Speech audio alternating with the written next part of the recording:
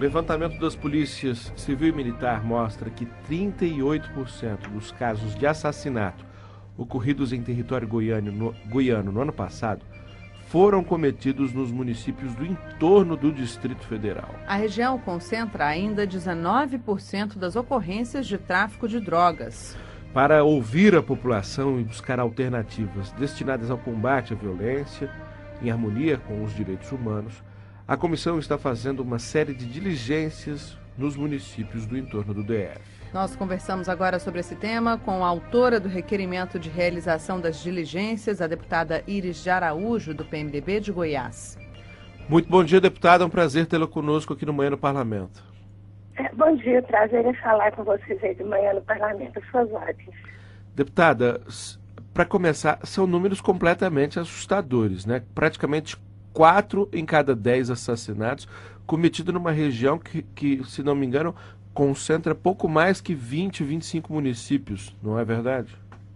Verdade, olha, é tão assustador, e veja você que quando nós estivemos lá, a Comissão de Direitos Humanos, composta de 5 deputados presentes, nós, ao ouvirmos a população, que teve inclusive a oportunidade de se expressar livremente, foi feita inclusive uma fila, porque as pessoas queriam falar. Teve início por volta de 10 horas e nós saímos de lá quase que 2 horas da tarde ouvindo essas pessoas. Mas nós acabamos de sair de Águas Lindas, uma mulher jovem foi assassinada a tiros. Imediatamente, quase que praticamente ali no rastro daquilo que nós tínhamos acabado de falar e de recomendar e de se preocupar, aconteceu um outro assassinato.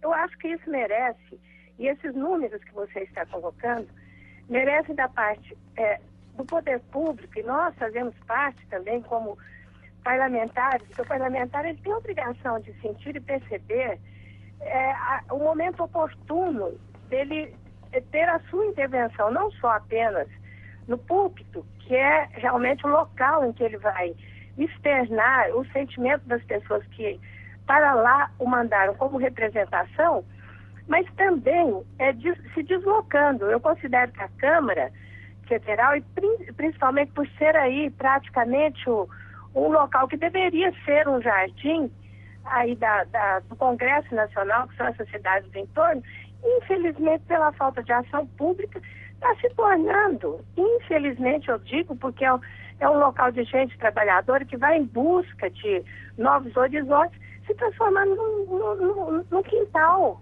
Isso é horrível. E nós precisamos ter atitudes em relação a isso.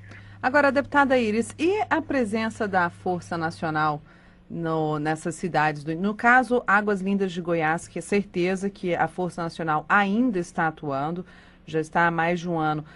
Dá para a gente dizer que houve diferença? Pelo menos eles divulgam números, o Ministério da Justiça divulga números de redução da criminalidade localizada lá em Águas Lindas, mas o entorno engloba várias outras cidades, né? A senhora acha que... É verdade. Olha, é verdade. Em relação a isso, gostaria de dizer, e não tenho em mãos agora para lhe afirmar, mas há alguns dados que dizem que até aumentou.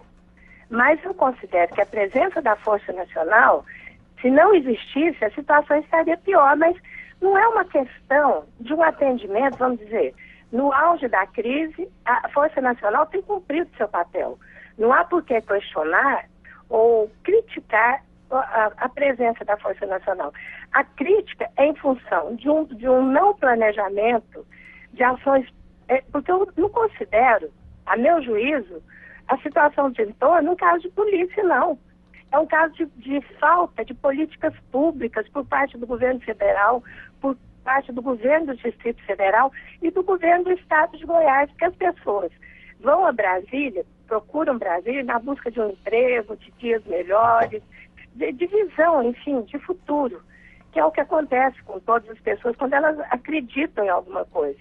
O que acontece é que essa distorção que existe essa diferença entre o Distrito Federal e as cidades do entorno, por parte de Goiás, que foram se formando, a partir do momento que essas pessoas conseguem, às vezes, até um emprego, mas não conseguem pagar o aluguel em Brasília, não conseguem comprar um terreno em Brasília, elas vão se acomodando ali na região do entorno, formando uma comunidade que, infelizmente, acaba não tendo uma identidade com aquela região.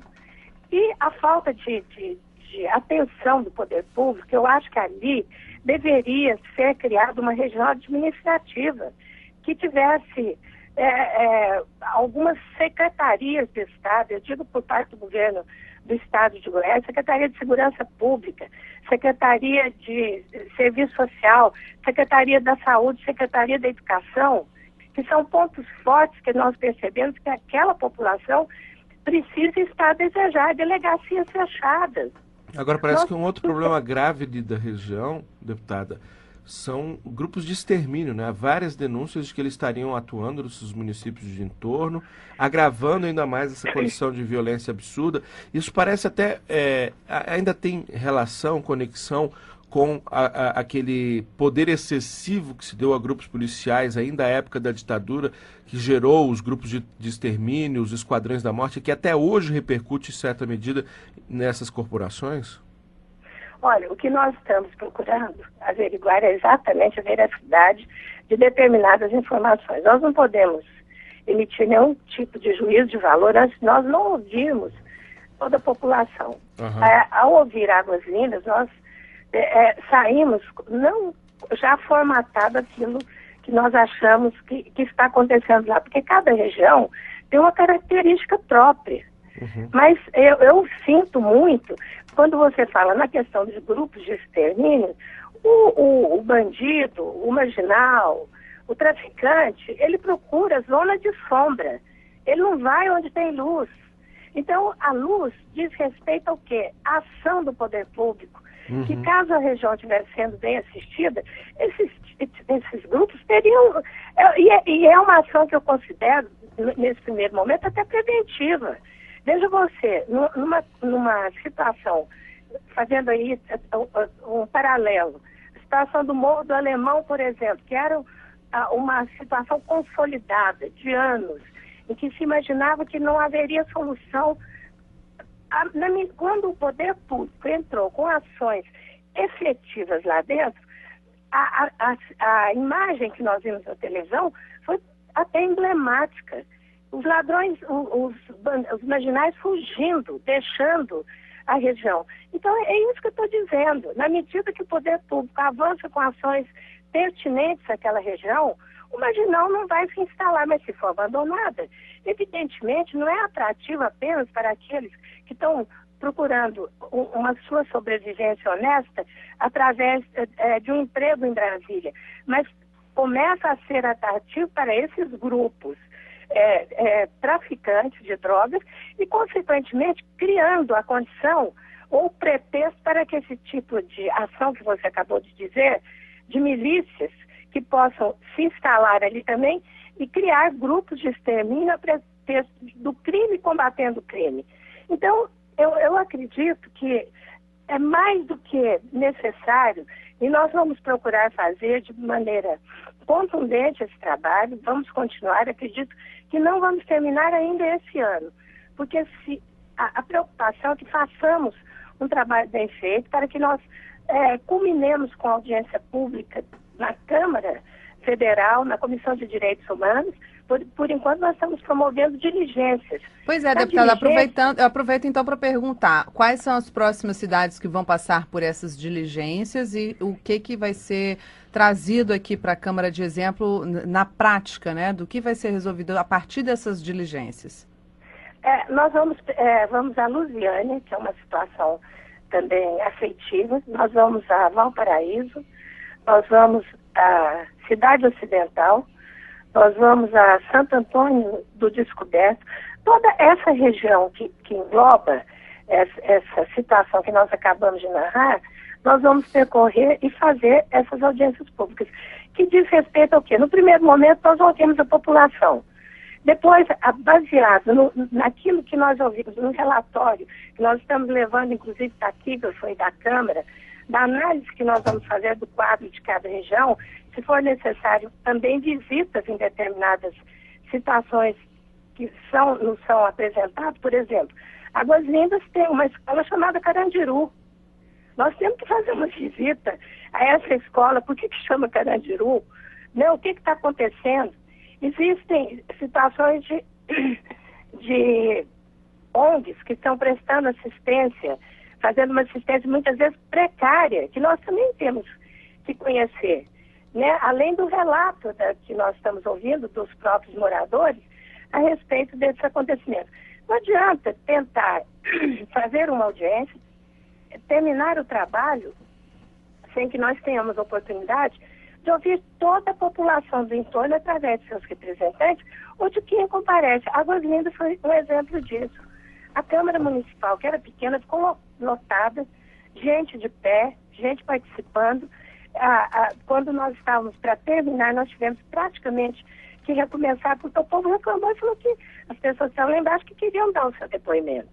Depois do depoimento de várias pessoas, da promotora, do juiz, do prefeito, aí eu pedi que fizesse uma fila, eu mesma organizei e fui ouvir o depoimento de cada pessoa. Então, nós pretendemos fazer um trabalho que nos dê conteúdo, nos dê consistência, para que nós possamos contribuir, pelo menos como parlamentares, para denunciar e mostrar a situação real do que está acontecendo aí no entorno.